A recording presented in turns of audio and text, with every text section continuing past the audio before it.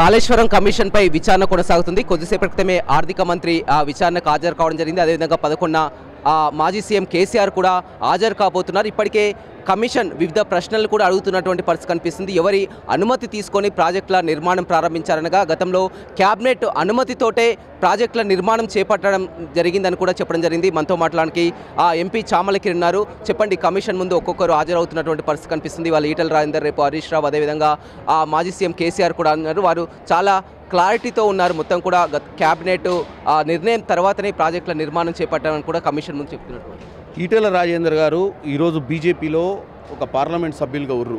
ఆ రోజు ఆర్థిక మంత్రిగా ఆ పార్టీ బీఆర్ఎస్ పార్టీని వదిలిపెట్టి రావాల్సిన పరిస్థితి ఎందుకు వచ్చిందో అప్పుడున్న తెలంగాణ ప్రజలకు తెలుసు. ఆయన ఆత్మగౌరవం దెబ్బతిన్నదని ఆయన బయటకు వచ్చిండు. ఈరోజు నేషనల్ డిజాస్టర్ సేఫ్టీ అథారిటీ ఏదైతే ఎంక్వైరీ చేసి ఒక కమిషన్ని చేసిందో ఆ కమిషన్ ముందు వాస్తవాలు చెప్తే తప్పేముంది. ఆ రోజు వాస్తవంగా క్యాబినెట్ మీటింగ్ అనేది నామమాత్రమే పెట్టేవాళ్ళు. ముఖ్యమంత్రి కేసీఆర్ గారు కేవలం ఫామ్ హౌస్లో కూర్చోనో ప్రగతి భవన్లో ఎవరిని అలౌ చేయకుండా డిజైన్లు గీసి ఆయనకు నచ్చినట్టుగా ఆర్థిక పరిస్థితిని ఆయనకు నచ్చినట్టుగా ఆర్థికంగా దాని అంచనాలు పెంచిర్రు. తీసుకొచ్చి ఒక ఆర్థిక శాఖ మంత్రిగా ఉన్నప్పుడు ఈటల రాజేందర్ గారు లాంటి వాళ్ళు డెఫినెట్గా ఆ రోజు అడగాల్సిన పరిస్థితి ఉండే. కానీ ఈటల రాజేందర్ గారు నిజం చెప్పాల్సింది ఏంటంటే ఆ రోజు అడిగే పరిస్థితే లేదు. కేవలం నామమాత్రమే క్యాబినెట్ మీటింగ్లు ఉంటుండే.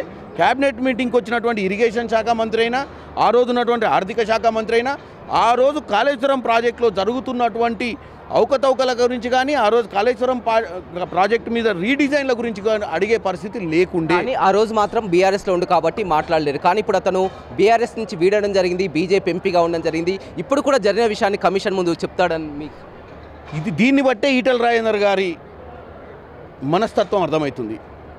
ఈరోజు మీరు బీజేపీలో ఉండి మరి చెప్పడానికి తప్పేముంది.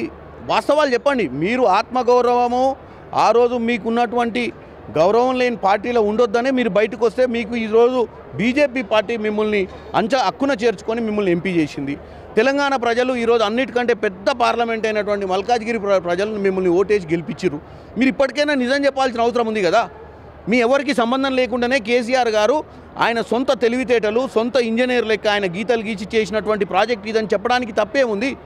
ఈరోజు ఈ తెలంగాణ ఆర్థిక భారం పడడానికి కారణమే ఆ రోజు కేసీఆర్ పాలన.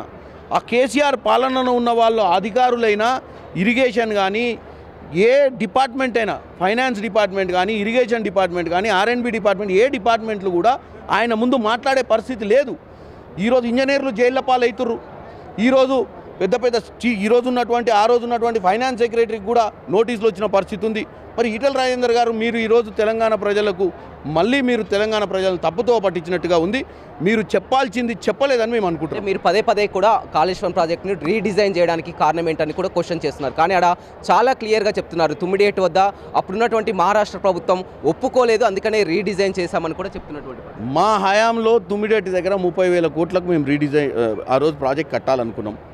వీళ్ళు మహారాష్ట్ర సర్కార్ని ఏదైతే కూర్చోబెట్టి చర్చ చేయాలన్న ఉద్దేశం లేకుండా వీళ్ళు కేవలం కమిషన్ల కోసం కాళేశ్వరం ప్రాజెక్ట్ని భారీ అంచనాలతో కట్టాలన్న ఒక ఆలోచనతోటి వాళ్ళతో చర్చలే చేయకపోయా మహారాష్ట్రతోటి.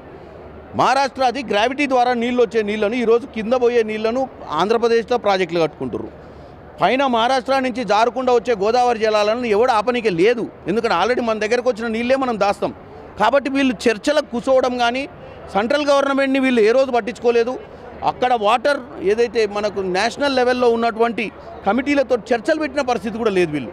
కాబట్టి నేను ఒక్కటే చెప్తున్నా, కేవలం మిగులు రాష్ట్రానికి ముఖ్యమంత్రిగా ఉన్న కేసీఆర్ అప్పుడున్నటువంటి రాష్ట్ర బడ్జెట్ని దుర్వినియోగం చేయడానికే ఈ ప్రాజెక్ట్ కట్టిండు.